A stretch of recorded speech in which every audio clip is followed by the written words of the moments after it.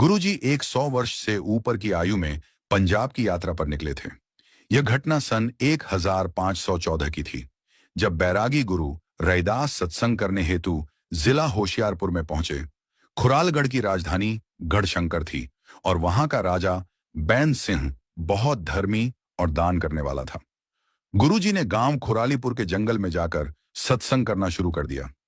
मेरे लोगों, तुम अपने में से जाति और पांति का भेद त्याग कर मानवता कायम कीजिए। दूसरे पर दया, प्रेम, भाईचारा और सम्मान का व्यवहार रखा करो। यहां न कोई शूद्र है, न कोई अछूत है और न का ऊंचा है। सारा संसार केवल इंसान रूप है और कुछ नहीं। मिलकर रहा करो और सताने वालों पर मधुमक्खी के जैसे टूट पड़ना सीखो, तभी आप सुखी रहोगे। समस्त शूद्र लोग संगठित होकर रहा करिए और आपस में रोटी बेटी का संबंध निभाया करो। अब ब्राह्मण राजा वैन सिंह के दरबार में जाकर गुरुजी की बुराई करते हैं। हे राजन, नीची जाति का रविदास शूद्रों से उनका पेशा छोड़ने के उपदेश सुना रहा है।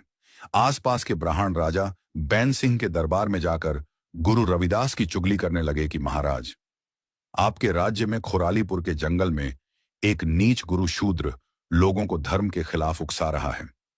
महाराज, वो जात पांत और धर्म का विरोधी है, जो चमार जाति का होने के कारण बहुत रद्दी सोच रखता है। ब्राह्मणों की बात सुनकर नृप ने गुरुजी को पकड़कर बुलवाया और म्यान से तलवार निकालकर धमकाया कि तुम शूद्रों की पुश्तैनी छुड़वाने के लिए क्यों उकसाते हो। यदि तुम इस प्रचार को करना नहीं छोड़ोगे तो तुम्हें कारागार में हवा खानी पड़ेगी। गुरु रविदास ने उत्तर दिया, राजन, शूद्र हमारी जनता है और उन्हें उपदेश सुनाकर दुख दूर करना मेरा फर्ज है। इतना सुनकर भूपति ने गुरुजी को कारागार में बंद करवा दिया और नित्य चक्की चलाकर अनाज पीसने का हुक्म सुनाया। सितम कवि कहते हैं कि गुरुवर के चित्त में अनेक रिद्धियों सिद्धियों का भंडार भरा हुआ था, अतः वह निडर हो समाधि में ध्यान लगाकर बैठ गए। इस प्रकार उनकी श्रुति विवेक ज्योति में लीन हो गई। वहां रखी हुई चक्की अपने आप ही घूमने लगी और दिन भर में टन अनाज पीसकर एक तरफ कर दिया। इस प्रकार का करिश्मा देखकर पहरे पर खड़े सिपाही अचरज करने लगे। इस दृश्य की बात उन्होंने राजा से जाकर बताई। सिपाहियों के मुख से अचरज भरी बातें सुनकर राजा गुरु रविदास को देखने कारागार में आए। वहां जब चक्की अपने आप चलती देखी तब उनके नयन खुले के खुले ही रह गए।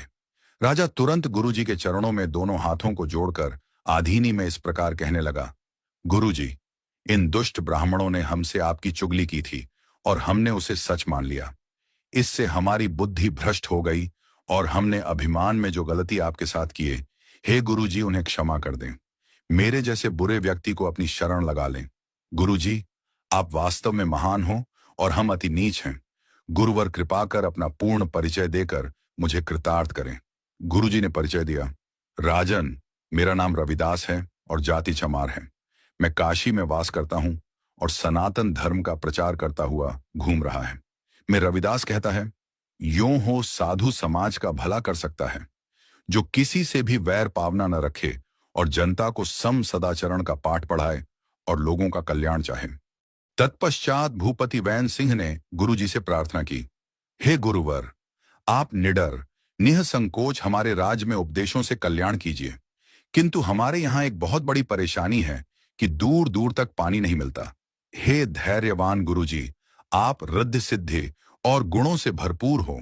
हमारी जनता पर उपकार करके पानी की व्यवस्था करने की कृपा कीजिए। सन 1515 में चैत माह के शुक्ल पक्ष चहुदश तिथि को गुरुजी पुनः सत्संग वाले जंगल में आए और ये उपकार किया कि अपने दाएं पांव से एक पत्थर को हटाया। वहां से तुरंत जल का एक स्रोत उगलने लगा, जिसे देखकर चश्मदीद और सुनने वाले गदगद हो गए। इस धारा से सर्वप्रथम भूप वैन सिंह और तारा रानी ने जल ग्रहण किया और फिर उपस्थित मंत्रियों तथा प्रजा ने नीर पिया। इस तरह राजधानी से जल की परेशानी दूर कर कल्याणकारी कार्य किया। इस जलधारा का नाम चरण छू गंगा के नाम से प्रसिद्ध हुआ। फिर स्वर्ण की पालकी में गुरुजी को बिठाया गया और ढेरों मालाएं पहनाई गईं। उसके बाद नगर में मुख्य मार्गों से शोभा यात्रा निकाली गई। वहां प्रजाजन गुरुजी के जयकारों से गगन गूंजा रहे थे। कवि सितम कहते हैं कि नृप व रानी संग वहां गुरुजी के अनेकों शिष्य बने और गुरुजी ने खुरालगढ़ में 4 वर्ष 3 महीनों तक धम्म प्रचार किया।